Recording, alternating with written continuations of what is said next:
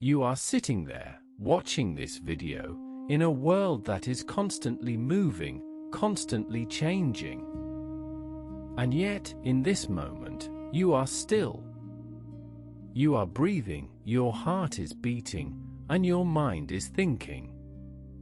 But have you ever stopped to consider the fleeting nature of your life? The impermanence of everything around you? What I'm about to tell you changed everything for me, and I hope it will for you too. Let's take a step back and look at the wisdom of the Stoics. They understood that life is short, and that our time here is limited. The ancient Stoic philosopher, Epictetus, said, "It's not what happens to you, but how you react to it that matters." He knew that we can't control the world around us, but we can control how we respond to it. And this is where the concept of ego comes in. Our ego, our sense of self, can be both a blessing and a curse. It gives us a sense of identity, of purpose, but it also creates separation, division, and suffering. Think about it. When was the last time you felt truly at peace? When was the last time you let go of your need to be right, to be in control, to be someone? Has this ever happened to you? You meet someone new, and immediately, your mind starts to judge them, to categorize them, to make assumptions about them. But what if you could let go of all that? What if you could simply be present with them, without judgment, without expectation? The Stoics, the Taoists, and the Buddhists all share a similar understanding of the human condition. They see our lives as an interconnected web of moments, each one fleeting, each one precious. The Buddha said, "The mind is everything. What you think, you become." He knew that our thoughts, our perceptions, shape our reality. And yet, we often get caught up in our thoughts, in our ego's need to be right, to be in control. Let's consider the story of the great Stoic philosopher, Seneca. He was a wealthy and influential man, but he knew that true wealth lies not in external possessions, but in inner peace. He wrote, "The greatest wealth is to live content with little." He understood that our desires, our needs, are endless, but that true fulfillment comes from within. Now, let's bring this back to modern life. You are probably watching this video on a device that is less than a decade old. The technology is constantly evolving, and yet, we often get caught up in the latest trends, the latest gadgets. We compare our lives to others, and we feel inadequate, we feel like we're not good enough. But what if you could let go of all that? What if you could simply be present with what is, without judgment, without comparison? Pay close attention to this next part, because it's easy to miss. The Stoics knew that true freedom lies not in external circumstances, but in our inner response to them. They called this apatheia, or freedom from negative emotions. It's not about suppressing our emotions, but about observing them, about letting them go. This is the turning point. You are not your thoughts, you are not your emotions. You are the awareness that observes them, that witnesses them. And this awareness is always present, always available. It's like a still pond, reflecting the world around it.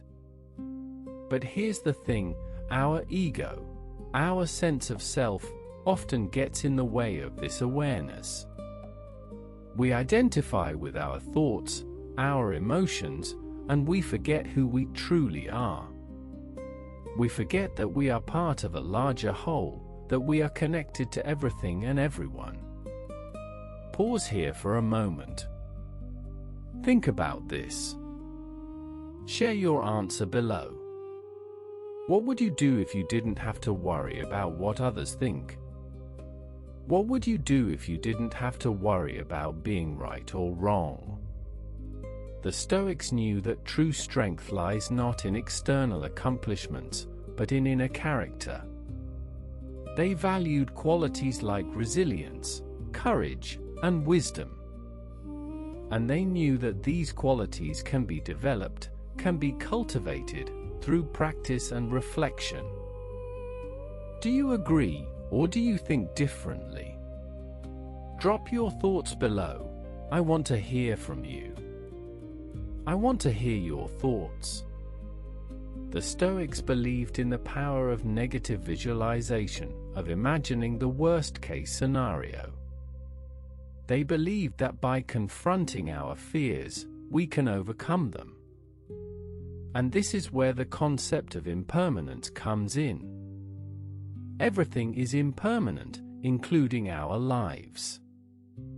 And this is the part that will stay with you. You are not a fixed entity, you are a dynamic process. You are constantly changing, constantly evolving. And this is both beautiful and terrifying. It's like being on a journey, without a map, without a destination. If this resonates with you, consider subscribing. We release new wisdom every week, and you'd like to explore more ideas like this, consider subscribing to The Quiet Mind. I'd love to have you join our community.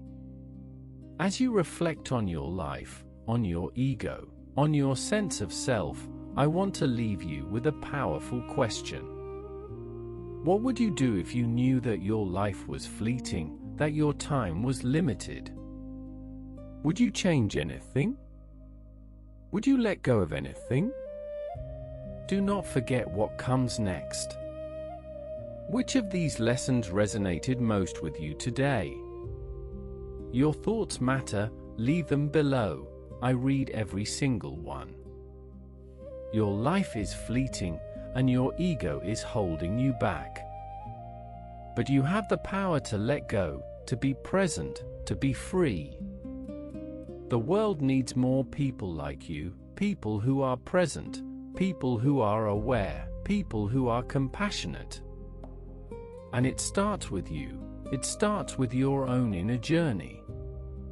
It starts with your willingness to let go, to be vulnerable, to be human. So, take a deep breath, and let's embark on this journey together. Let's explore the depths of our own minds, our own hearts. Let's discover the wisdom that lies within us, and let's share it with the world. And as you go about your day, I want you to remember that you are not alone.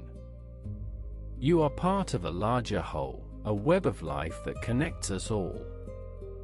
You are a thread in this web, a thread that is fragile, yet resilient. You are a work of art, a masterpiece that is constantly evolving. You are a story that is still being written, a story that is full of twists and turns. And you have the power to write it, to create it, to live it. So, let's write a story of compassion, of kindness, of wisdom. Let's write a story of presence, of awareness, of freedom. Let's write a story that inspires, that uplifts, that transforms. And let's start now. Let's start in this moment, in this breath, in this thought. Let's start by being present, by being aware, by being alive. Which of these lessons resonated most with you today? Your thoughts matter, leave them below. I read every single one.